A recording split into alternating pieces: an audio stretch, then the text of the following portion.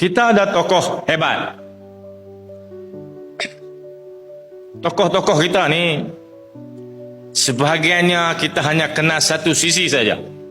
Sisi dia sebagai pemimpin PAS, sisi dia sebagai seorang Suruhjaya, sebagai seorang Menteri Besar. Dan kita kenal dia sisi itulah yang kita berhadapan dengan dia. Bila kita kaji balik, selami lagi background para pimpinan kita, saya teringat pesanan awal dia, Ustaz Zizan. Ini nilai-nilai yang sukar ada di kalangan ahli politik, para pemimpin politik.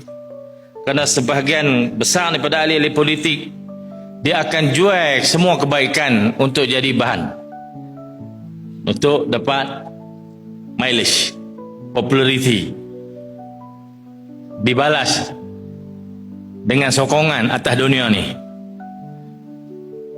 Ustaz Zizan simpan lebih banyak daripada yang ditunjukkan. Dia menyimpan lebih banyak daripada yang ditonjolkan. Ada rakan-rakan kita mula-mula jadi kerajaan,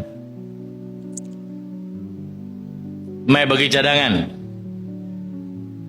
mereka ni akhirnya jadi PAN, Kelab Parti, jadi amanah, parti amanah. Mai di kat saya jadi tak usah politik dah. Hang kena atok Ustaz Zizan pakai jubah, pakai serban POPis, jumpa dengan Tok Sami. Saya pun heran, pasal apa? Saya tanya pasal apa? Saya betul. Pasal apa? Orang kata tiru Tok Runi Aziz buat aku tu. Hang tengok Tok Runi Aziz, hak tu pun tak tahu. Memang aku tak tahu. Saya pun duk bayar lah. Hampa nak kena godam. Tapi saya dah betul kan orang tua-tua main habak. Saya pun habak pergi. Kena sembok. Perang. Saya tak boleh hajuk lah dia kata tu. Lagi hampa lari. Pertama sekali tak boleh berlakon untuk jadi orang ni, untuk jadi seseorang, untuk bawa watak apa-apa. Tak boleh berlakon.